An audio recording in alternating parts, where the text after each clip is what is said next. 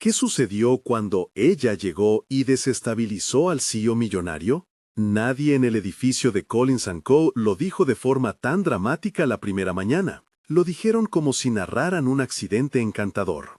Pasos torpes, un currículum con una mancha de café, el tacón que se queda en la alfombra y una risa que no cabía en la camisa de nadie. Pero dentro de esas pequeñas calamidades estaba el inicio de algo que, en 6 meses, haría tambalear la rigidez impecable de Arthur Collins. Harper Evans no venía a causar revuelo por estilo. Venía porque había respondido a un anuncio que pedía mente ágil y manos que no teman ensuciarse. No sabía entonces que esa frase era literal y figurativa. Llevaba puesta una chaqueta color mostaza que intentaba suavizar la seriedad de sus gafas, una carpeta con hojas dobladas en los bordes y una determinación honesta, esa que hace que la gente te mire por un segundo más del que espera y luego le guste lo que ve. La recepción olía a limón y a renovación, limpieza pulcra, plantas bien recortadas, la estrategia de una empresa que se cuida la cara para presentarla al mundo. Harper miró el mural del logo, sintió un escalofrío de respeto y, al mismo tiempo, una risa pequeña. Era más grande de lo que imaginaba. Respiró hondo y entró. Su entrevistador fue Marina, la jefa de recursos humanos, que tenía el don de hacer preguntas que parecen sencillas y cavan profundo.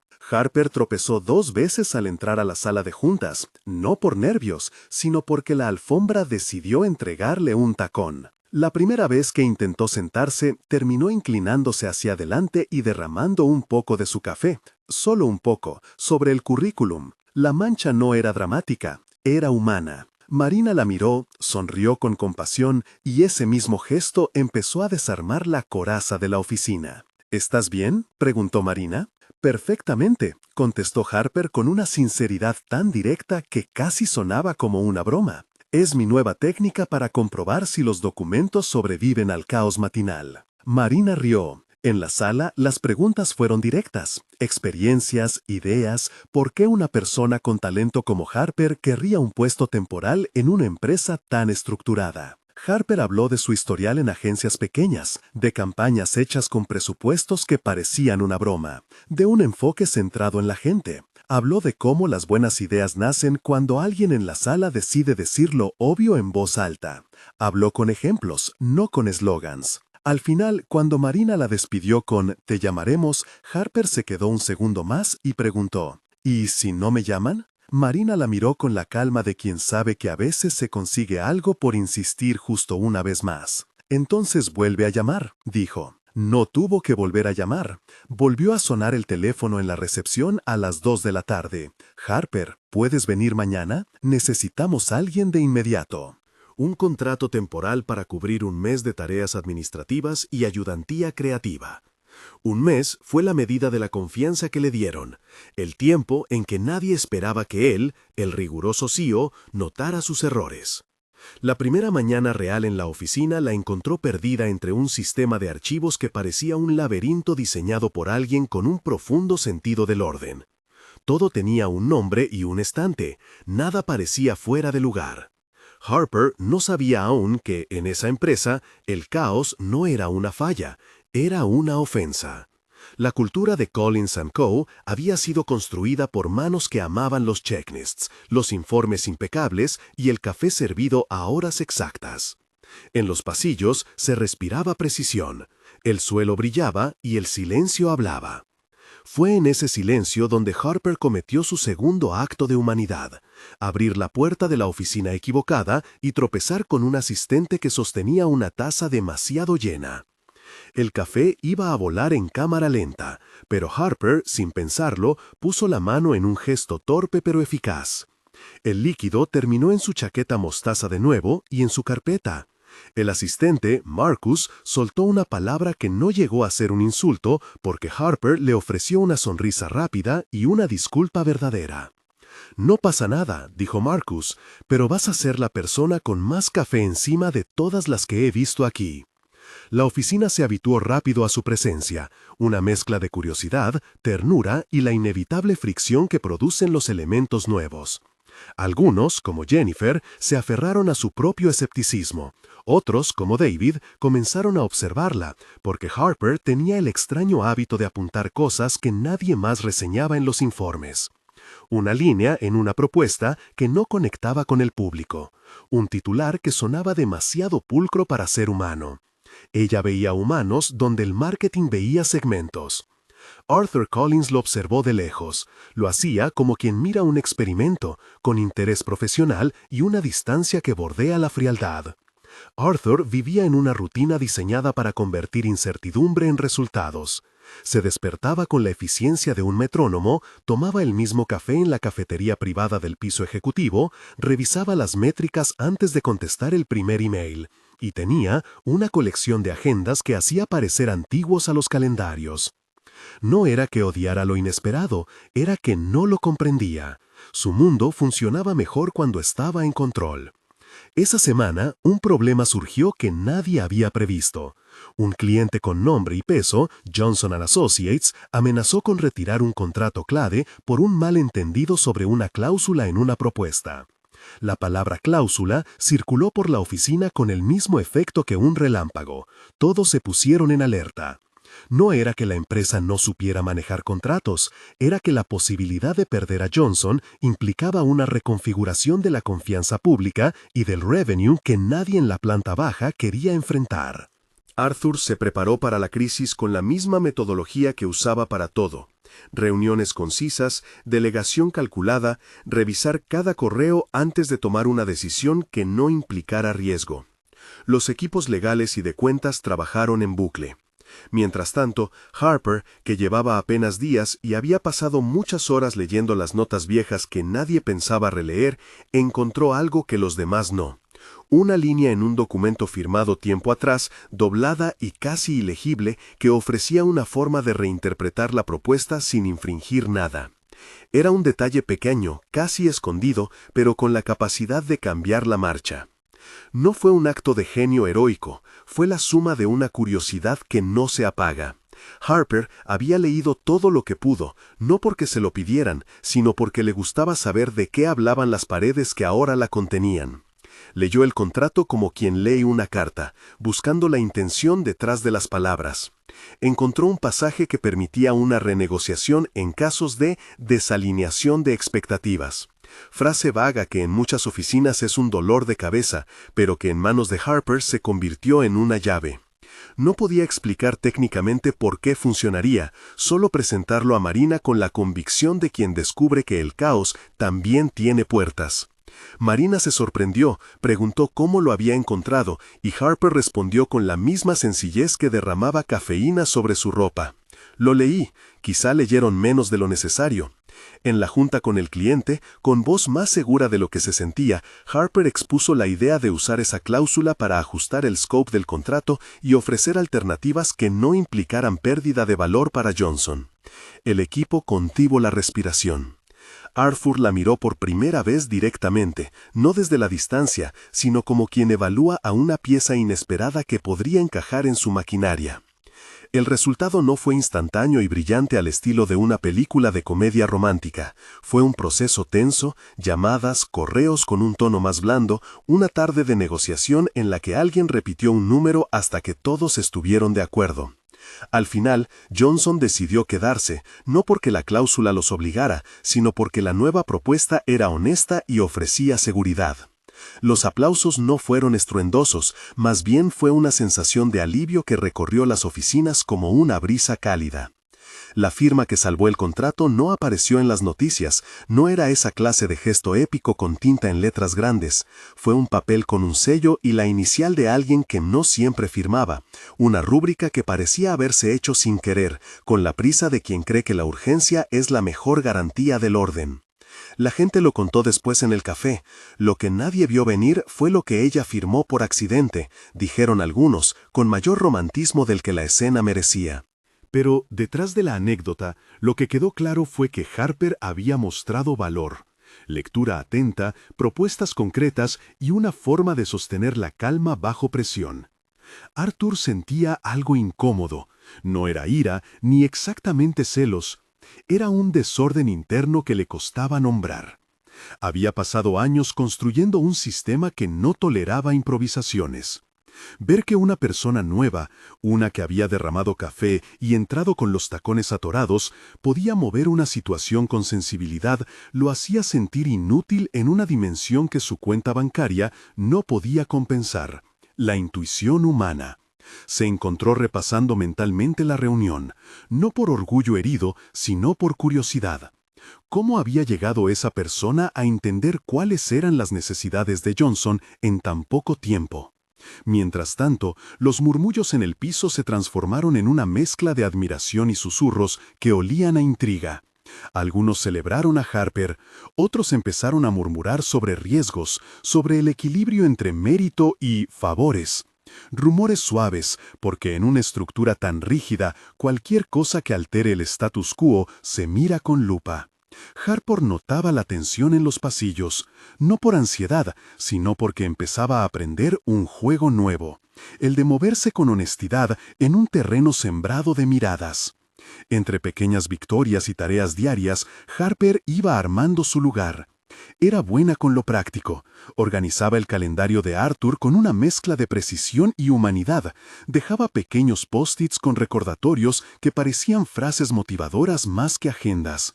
Corregía presentaciones con un ojo que veía al público real, no a la audiencia teórica.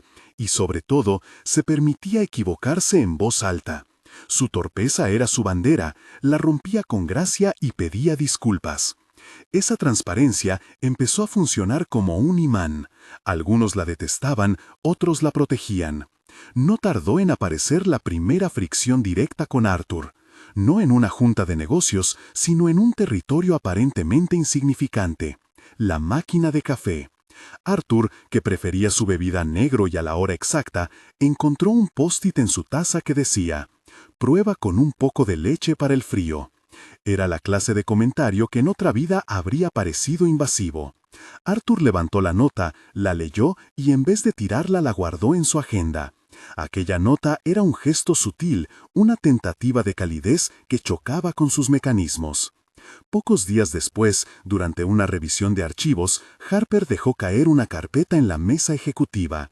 El golpe no fue fuerte, pero sí suficientemente ruidoso como para cortar la concentración. Alzó la vista y dijo, con su voz medida: «En esta empresa apreciamos el orden». «Yo también», respondió Harper sin pensar, porque la verdad le salía así. «Solo que mi orden parece más un dibujo en movimiento». Arthur se tensó, sus manos se cerraron en torno al bolígrafo. No era una reprimenda, era una observación punzante. Para él, el mundo debía ser predecible para ser justo.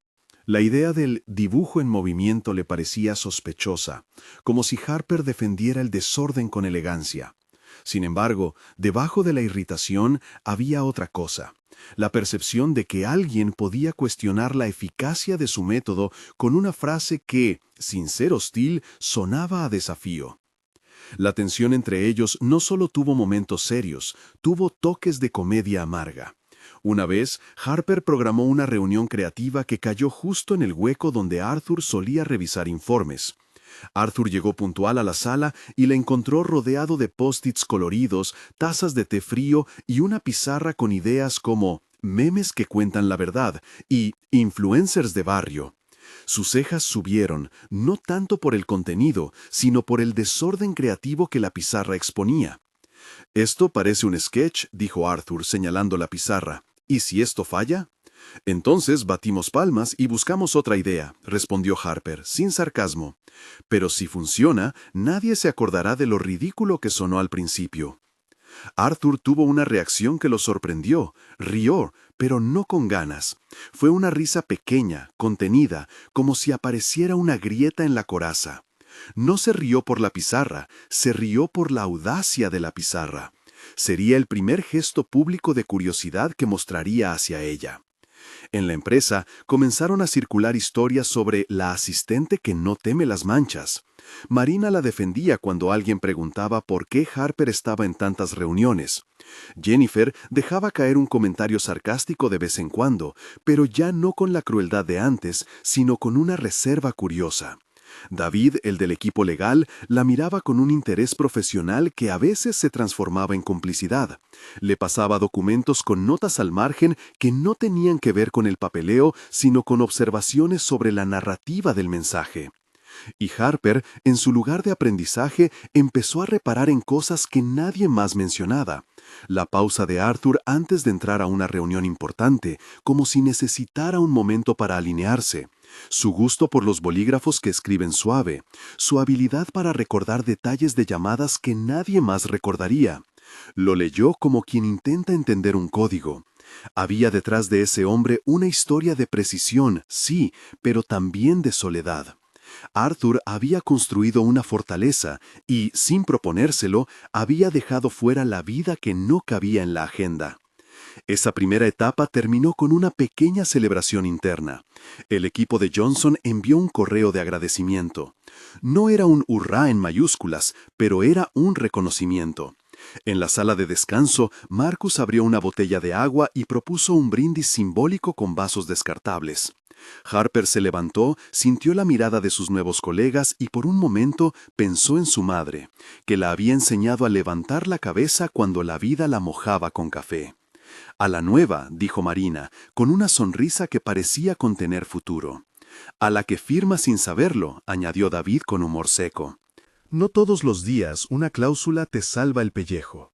La risa fue breve, sincera. Harper se sintió orgullosa, no porque quisiera reconocimiento, sino porque por primera vez en mucho tiempo veía que su manera de trabajar podía tener efecto. También sintió la sombra de algo inminente. Cuando un nuevo elemento cambia el ritmo de una máquina, el resto de las piezas se reajusta. Algunas crujirían. Antes de que la normalidad, esa que ya no sería la misma, se asentara, hubo una pequeña nota que llegó desde la oficina del presidente del board, un mensaje formal solicitando un dossier sobre la participación de Harper en la retención de Johnson. No era una acusación, era una revisión de impacto. Nadie lo gritó como amenaza, pero en las líneas firmadas por James Morrison y Patricia Wilson se notaba la curiosidad que se disfraza de procedimiento. Arthur recibió la notificación y, por primera vez, sintió la obligatoria fricción entre el deber de proteger la empresa y la incomodidad que le producía la exposición pública de algo que aún llevaba en privado. Harper, que empezó a enterarse por murmullos, no sabía qué significaba exactamente ese dossier, pero entendía el peligro. Cuando el board mira, las cosas se vuelven inciertas. La idea de que su papel pudiera ser interpretado como una irregularidad la hizo entrecerrar los ojos. No se había inventado el mérito, lo había construido con trabajo, y aún así la sospecha podía nublarlo todo. Días después, en una pequeña escena que nadie filmó pero que todos contaron después con cariño, Arthur la llamó a su despacho. No era una citación formal, le había pedido que se sentara. Tenía una taza de café, negra y sin adornos, y una mirada que buscaba algo más que resultados trimestrales. Hay personas que creen que te han traído al equipo por otras razones, dijo él, midiendo cada palabra. Quiero que sepas que eso no es verdad para mí. Harper lo miró, sorprendida por la suavidad en su voz. No era una confesión amorosa, era una defensa. Arthur no estaba diciendo que le debía la verdad, estaba diciendo que la reconocía por mérito. Para alguien acostumbrada a partidas cortas y freelance, esa especie de validación fue una especie de refugio. Gracias, respondió ella sin énfasis. Yo también quiero que la empresa sea justa. Haz buen trabajo, dijo Arthur, y mantente firme. La charla terminó y Harper volvió a su mesa. Ese episodio dejó en claro dos cosas, que Arthur, aunque incómodo con la inestabilidad, estaba dispuesto a reconocer la competencia, y que el board y la gerencia estaban atentos. La tensión subyacente era una energía que podía alimentar tanto la creatividad como la sospecha. Era cuestión de tiempo para que esa energía se manifestara en forma de tests más grandes. Si alguien esperaba que Harper entrara a Collins & Co., como un soplo de aire, ya empezaba a ver que era más bien un huracán amable. Traía viento de cambio, desorden previsto, y sobre todo la capacidad de mirar lo que los demás habían dejado de ver. Arthur, por su parte, comenzaba a darse cuenta de que su fortaleza de control no era impermeable a la persistencia humana.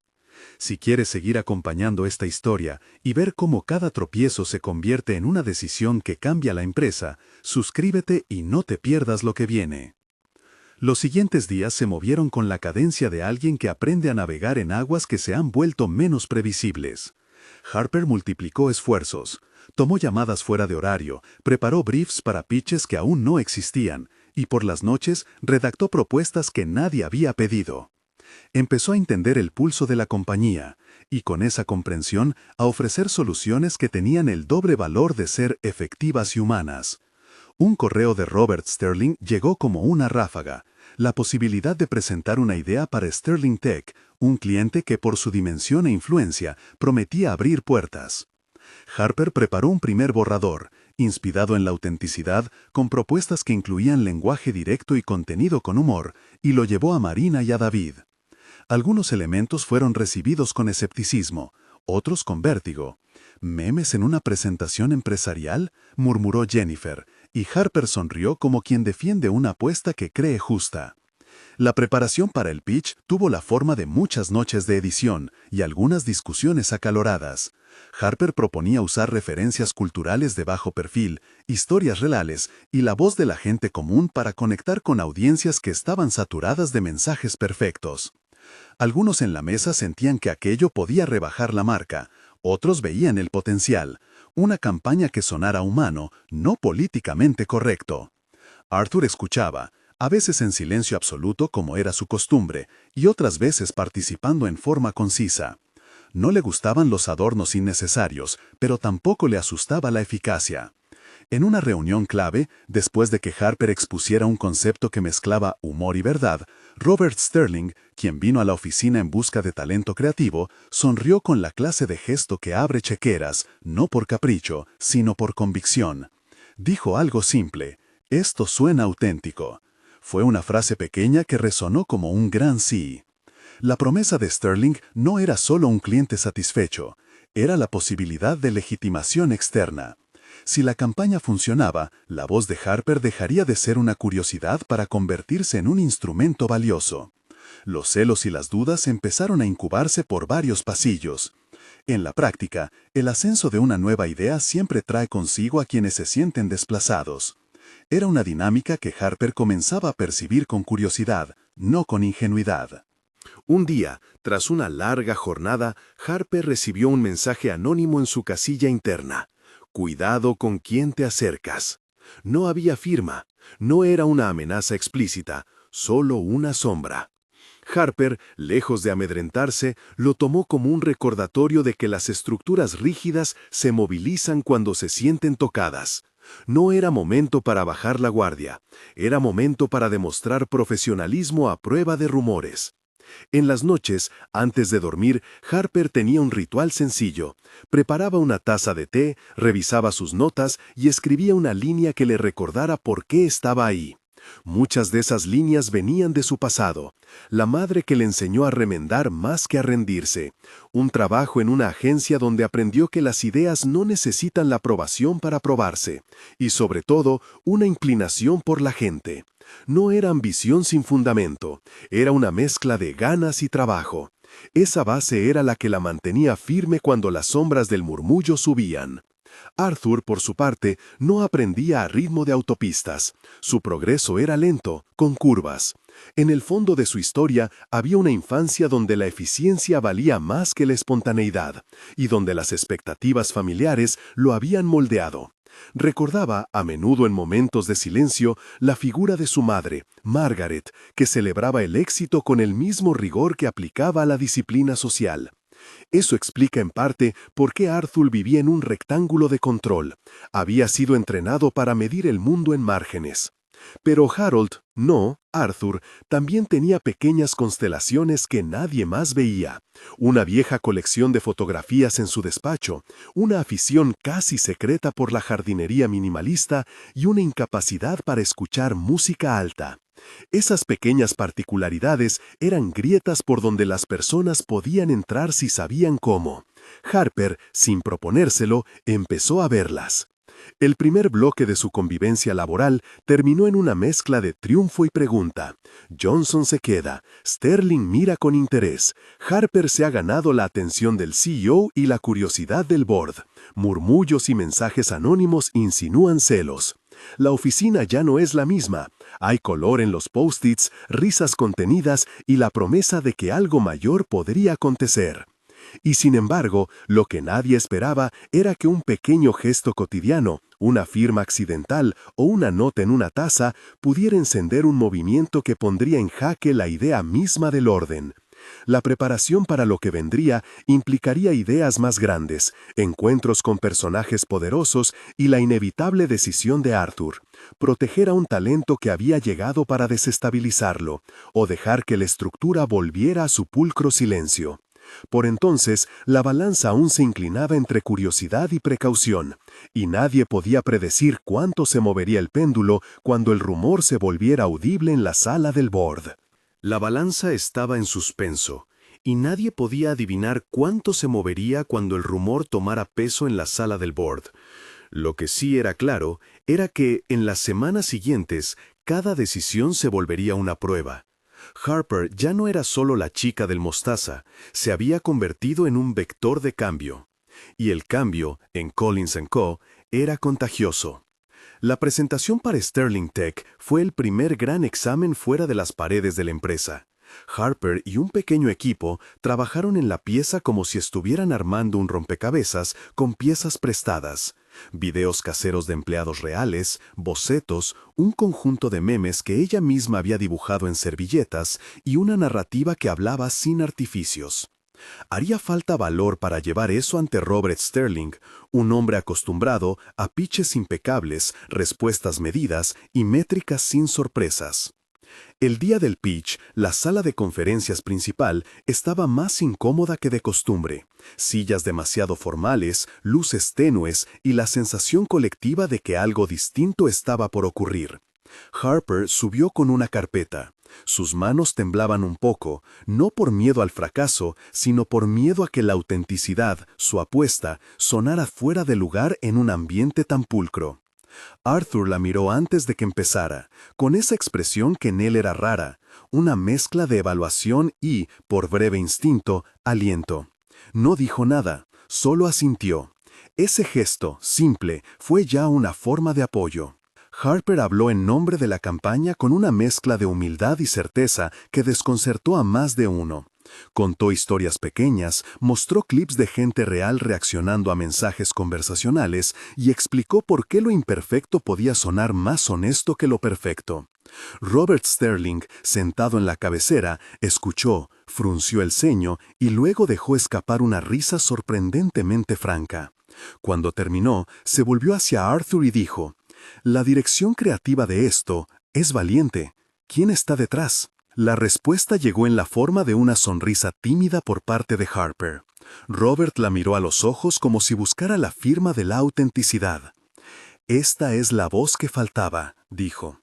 No fue un aplauso teatral, pero en su tono había suficiente convencimiento para arrancar la chispa. Collins & Co. consiguió a Sterling Tech como cliente. No era solo dinero, era credibilidad. La promoción llegó días después, con la cadencia burocrática de un sobre que se abre. Se reconoce el impacto de su trabajo.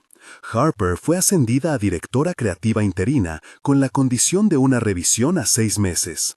Para ella fue un reconocimiento tangible, no una invitación a favores, sino a responsabilidad.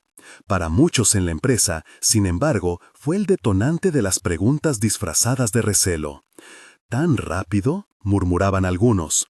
«¿Quién tomó esa decisión?», susurraron otros. Los murmullos no tardaron en convertirse en algo más ominoso.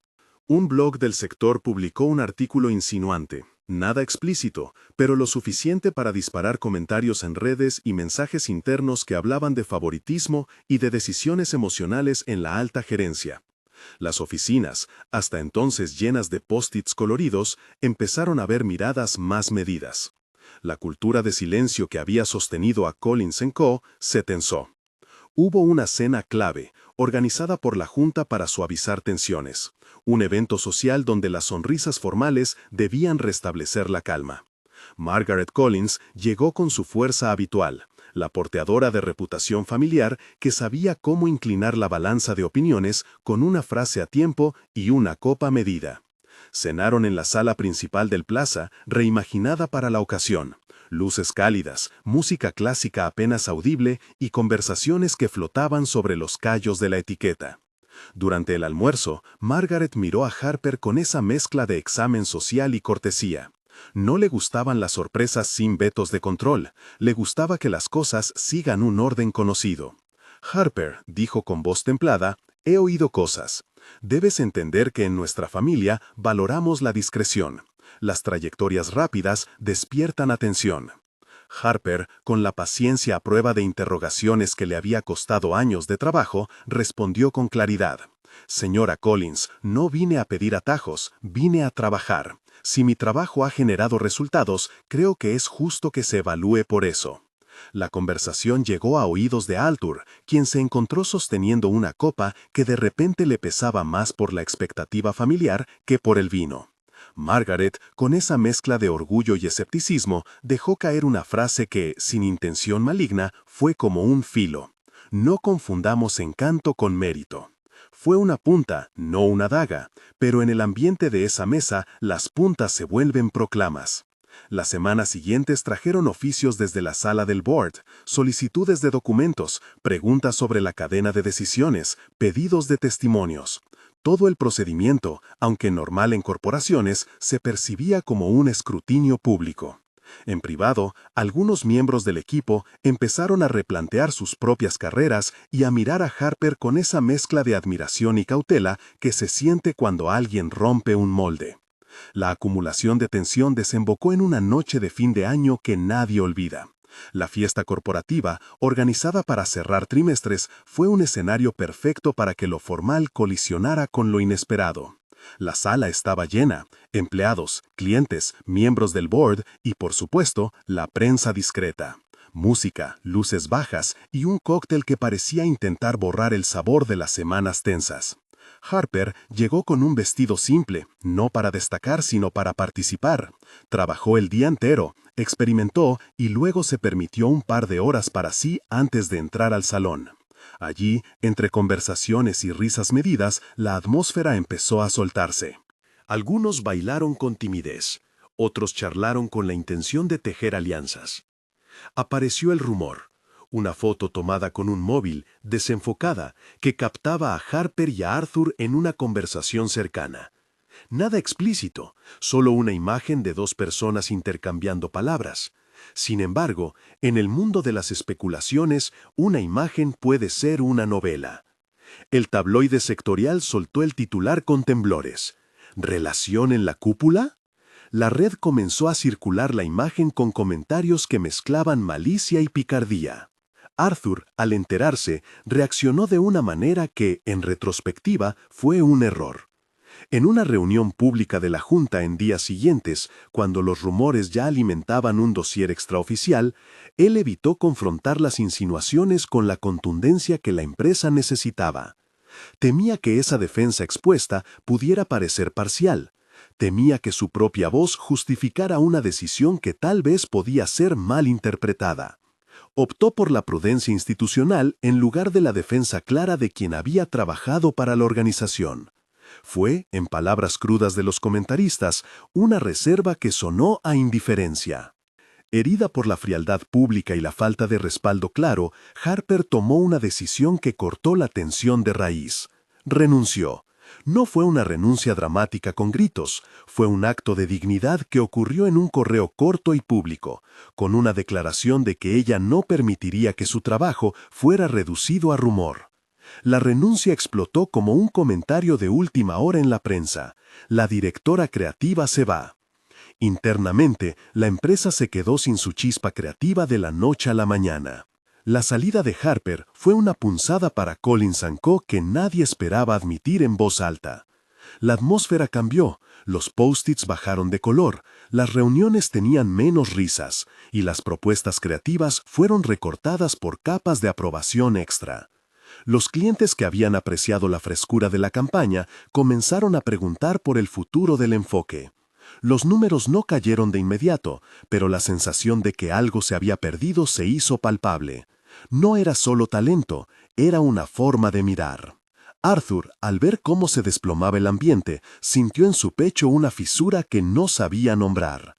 No fue el temor a perder una empleada, fue la percepción de que había fallado en algo que no se medía en KPI, en proteger a alguien con quien había trabajado y en reconocer que la fortaleza no es la ausencia de cuidados, sino la voluntad de ejercerlos. Se dio cuenta, con pavor, de que su silencio había sido interpretado como desinterés. Lo que comenzó como prudencia se transformó en abandono, y no había marcha atrás.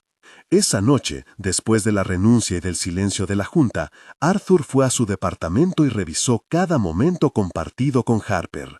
Cómo había guardado aquella nota en la agenda, cómo había observado con curiosidad la pizarra de memes, cómo había sonreído con una risa que no supo explicar.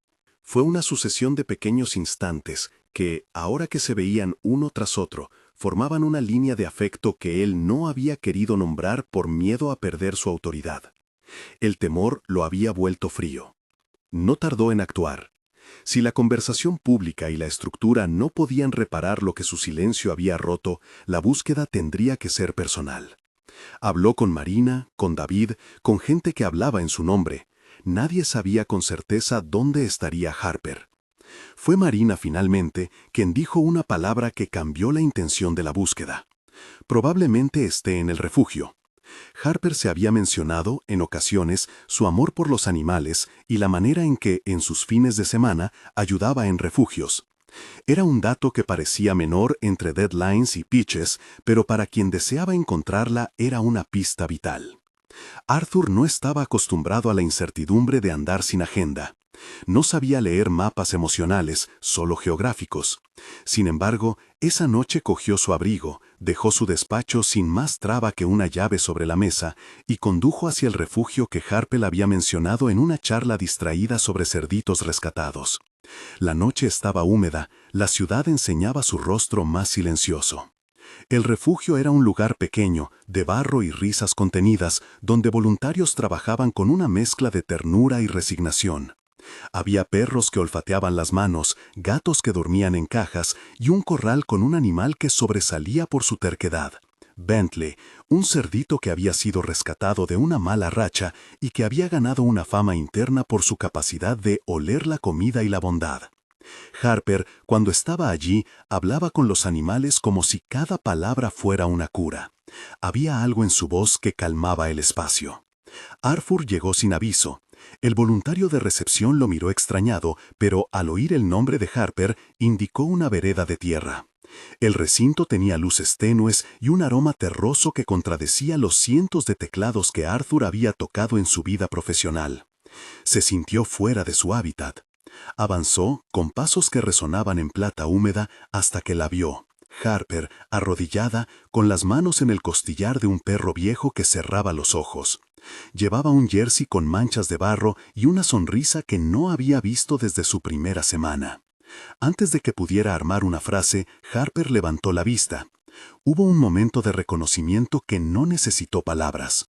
Arthur, temblando por lo que iba a decir, intentó con un primer paso torpe. Harper. Ella se incorporó y lo miró con esa mezcla de sorpresa reservada.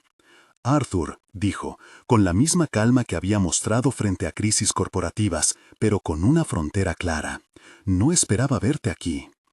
No te vi, respondió él sin rodeos, y no te defendí cuando debía. Harper lo estudió. Había en su mirada una pregunta. ¿Y ahora qué? Arthur no tenía respuestas diseñadas, tenía honestidad. Salí a buscarte porque me equivoqué. Creí que la prudencia institucional iba a protegernos a ambos, pero al quedarme callado te expuse. No quiero justificarme, quiero pedirte perdón. Ella dejó escapar un respiro que podía contener la incomodidad de la herida y la posibilidad de reparación. Mi renuncia fue pública, Arthur. No fue un acto impulsivo, fue una forma de dejar claro que el trabajo no se reduce a insinuaciones. Lo sé, y me siento responsable. No permití que mi cargo detuviera a quienes me importaban. No supe usar mi voz a tiempo. La conversación continuó entre animales que olisqueaban y voluntarios que trabajaban en silencio. Arthur se arrodilló, actitud que le costó más de lo que admitía. Sé que he perdido credibilidad al no defenderte. No vine a convencerte con palabras bonitas. Vine porque te necesito aquí. La empresa te necesita. Te necesito». Harper lo miró con una mezcla de afecto y cautela. «Necesitar no es suficiente», dijo. «Si vuelves y quieres que trabaje conmigo, hay condiciones. Un compromiso público de defender mi trabajo, reglas claras de transparencia y que mi puesto tenga autonomía real, no la sombra de un favor. Y otra cosa, que te enfrentes al board. No me conviene una defensa tras bambalinas». Arthur escuchó concentrado. «Lo haré», dijo. «Lo firmo delante de quien haga falta». La escena quedó suspendida en un momento que tenía dos elementos cómicos y simbólicos. Bentley, el cerdito, decidió acercarse y empujar la bolsa de comida que Arthur sostenía, provocando que el director ejecutivo, con traje y corbata, quedara con la cara manchada de barro y naíz. Hubo un instante de risa, una risa que sirvió de puente entre la tensión y la humanidad. Harper, sin poder evitarlo, sonrió. Arthur, con la cara todavía sombreada de nube terrenal, no pudo menos que reír también. Fue una imagen que, para ambos, derribó un poco de la solemnidad que los había separado. El regreso de Arthur a la ciudad no fue simple. Cumplió su promesa de enfrentar al board. Fue una reunión de detalles secos y miradas medidas. Arthur habló con una claridad que no era habitual en él. Reconoció su silencio público, pidió que la compañía se posicionara en defensa de la meritocracia y exigió una investigación rápida pero justa que no se quedara en insinuaciones. No fue un monólogo fácil. La Junta tenía ambivalencias y prejuicios propios. Algunos miembros resistieron, preocupados por la repercusión. Otros vieron en la defensa un acto de liderazgo. Lo más importante fue que Arthur pidió que la defensa fuera pública. La transparencia sería su talón de Aquiles y al mismo tiempo la medicina. Que la compañía saliera a decir lo que había pasado y lo que pensaba sería el modo de reparar el daño mediático. No fue un gesto sencillo. La sala del board tembló entre prudencias. Pero al final, la balanza se inclinó. Collins & Co. emitió un comunicado defendiendo la integridad del proceso creativo y reconociendo que la compañía debía valorar la contribución real por encima de los rumores. Arthur incluyó una declaración personal que pedía disculpas por no haber intervenido con claridad antes. Fue una confesión pública que sorprendió por su humildad. Harper, desde el refugio, observó el comunicado con la mezcla de escepticismo y curiosidad que reservan las personas que se han quemado por expectativas ajenas. Aún así, la contundencia del gesto, la defensa pública de Arthur, fue la llave que abrió la posibilidad de volver. Decidió, con cautela y con condiciones acordadas, regresar. Esta vez no volvería como alguien que debía probarse, volvería con autonomía y un mandato claro. Dirigir la creatividad con libertad, pero con responsabilidad. El reintegro de Harper fue un proceso que combinó lo burocrático con lo humano. Se firmaron acuerdos de rol, se estableció un protocolo de comunicación pública y, sobre todo, Arthur prometió que su defensa sería visible, entrevistas, declaraciones y un cambio en el clima que no se construiría solo con papeles. La dinámica entre ambos había cambiado. Lo que antes era reserva y distancia, ahora era conversación y cuidado. La atracción que empezó como curiosidad profesional se tejía con cuidado en un afecto que avanzaba con pasos consentidos. La campaña de Sterling Tech, relanzada con la energía de Harper y el respaldo público, explotó en redes. No fue una explosión de la noche a la mañana, fueron semanas de microvictorias. Un clip que se volvió meme, un vídeo que hablaba con verdad sobre trabajo en pequeñas ciudades, historias de empleados reales que generaron empatía y shares. Las métricas crecieron con solidez. No era solo viralidad, era conversión y engagement auténtico. Johnson extendió un nuevo contrato. Otros clientes miraron con interés. Morrison Capital, que durante un tiempo había observado con cautela, decidió abrir una línea de inversión para proyectos creativos liderados internamente. Lo que había sido sospecha se transformó en argumento de valor. La creatividad auténtica atraía resultados reales. La prensa, que antes había amplificado rumores, ahora mostró el reverso. Entrevistas con empleados que hablaban de un ambiente más humano, artículos que destacaban la campaña y piezas que trazaban la saga de Harper y la reestructuración cultural en Collins & Co. El murmullo conspiranoico se fue quedando atrás, sustituido por testimonios y cifras que validaban el riesgo. Harper, que había temido la trivialización de su trabajo, vio cómo la evidencia cambiaba la conversación. No porque la fama la protegiera, eso nunca fue su objetivo, sino porque la calidad del trabajo había demostrado su valor. En lo personal, la relación entre Harper y Arthur siguió su propio ritmo. Hubo cenas compartidas que no eran públicas, un aprendizaje de gestos cotidianos. Arthur aprendió a cocinar algo más que atún en lata. Harper aceptó que la agenda podía ser una aliada si no se dejaba que anulara lo humano. Hubo conversaciones largas sobre infancias que moldearon miedos. Arthur habló de una familia donde la perfección era moneda de cambio. Harper habló de la madre que la impulsó a estudiar resiliencia en vez de buscar aprobación. Esas confesiones no aceleraron nada, más bien construyeron puentes que sostuvieron su vínculo. Apareció, inevitable, la escena pública que todos esperaban. Una propuesta que no fue sorpresa tan solo por su espectáculo, sino por su honestidad. Arthur, en una gala donde Collins & Co. recibía un premio por innovación en marketing, se levantó ante la audiencia y comenzó a hablar sin la urdimbre corporativa acostumbrada. Habló de errores, de silencio y de la necesidad de defender el talento. Dijo el nombre de Harper en voz alta, describió su aporte y, con una mezcla de nervio y ternura, pidió que ella subiera al escenario. Harper, sorprendida por la convocatoria, subió. No fue una escena de película idealizada.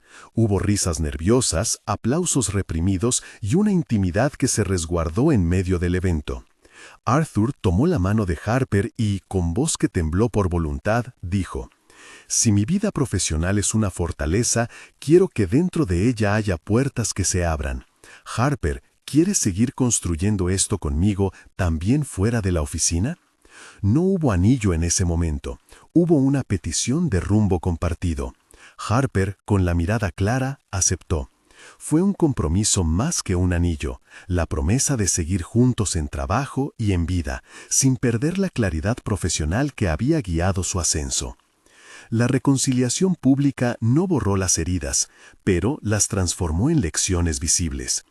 El board, que había tenido dudas, comenzó a ver la necesidad de políticas internas que protegieran el trabajo de sesgos y rumores. Hubo cambios, protocolos de comunicación, reglas de transparencia en la toma de decisiones y la creación de un comité que garantizara evaluaciones por mérito. No eran reformas grandilocuentes, eran pasos concretos que ayudaron a consolidar la reputación de la empresa. Unas semanas más tarde, la boda. No fue una ceremonia fastuosa de alfombra roja, fue una celebración en el parque, cerca del lugar donde Harper confesó su amor por los animales y donde Arthur aprendió a quitarse el traje sin perder la compostura.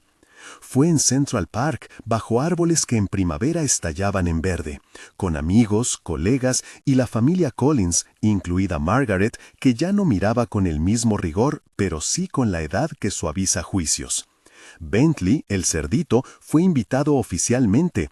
Tuvo un papel central, revolcó la alfombra y provocó una carcajada general cuando decidió posar con la pareja para la foto. El día estuvo lleno de instantes que parecían pequeños actos de justicia. Arthur, que solía calcular cada gesto, aceptó que su vida no tendría siempre respuestas perfectas. Harper, que había aprendido a valerse por su trabajo, aceptó que cierto compromiso emocional podía coexistir con su autonomía. Sus votos, pocos en palabras, profundos en intención, hablaron de compañía, de respeto a la carrera y de defender siempre la verdad del otro. Fue una promesa que resonó entre quienes los conocían, ni héroes ni villanos, simplemente dos personas que aprendieron a cuidar lo que habían construido. El epílogo de la historia no fue un cierre de brillo, sino la constatación de un legado. Collins & Co. no se convirtió en una utopía creativa de la noche a la mañana, fue un taller de aprendizaje continuo. Hubo contrataciones que privilegiaron la voz auténtica, programas de apoyo para empleados que se sentían marginados y una dirección ejecutiva que asumió la responsabilidad de balancear orden y creatividad. El impacto fue tangible, la empresa renovó relaciones con clientes y ganó nuevos proyectos que valoraban la autenticidad en su comunicación. Robert Sterling se convirtió en un aliado recurrente, Johnson & Associates amplió su contrato y Morrison Capital acompañó una expansión dedicada a iniciativas sociales. En la intimidad cotidiana, Harper y Arthur equilibraron lo laboral con lo doméstico. Hubo discusiones sobre quién lavaba los platos, cenas improvisadas y proyectos conjuntos que mezclaban trabajo con causas personales, como una campaña de Collins & Co. para apoyar refugios de animales locales. Bentley, ya famoso por su papel en la reconciliación, vivía ocasionalmente en el departamento del matrimonio y tenía un sillón propio, una extravagancia que hablaba de cuánto habían aprendido a mover las piezas de su vida. Con el tiempo, las historias que una vez se contaron como chismes pasaron a ser anécdotas educativas. En las reuniones de onboarding, nueva gente escuchaba la crónica de Harper como ejemplo de cómo la valentía combinada con la competencia puede cambiar estructuras. La frase, la llegada de ella desestabilizó al CEO, dejó de ser un reproche para convertirse en un relato fundacional. Desestabilizar no fue destruir, sino provocar una oscilación que liberó posibilidades. Harper, años después, dirigía la creatividad con una mezcla de ferocidad y ternura. Sus campañas seguían rompiendo moldes pero con fundamentos sólidos. Sus equipos aprendieron a hablar en presente y a escuchar la voz de quienes estaban fuera del radar. Arthur, por su parte, aprendió que el liderazgo incluía admitir fallos, pedir perdón y usar su influencia para proteger a los demás. Margaret, quien había sido la voz de la tradición, asistía a las presentaciones y aplaudía con orgullo cuando las cosas funcionaban. La familia, al final, celebró más que el éxito, celebró coherencia.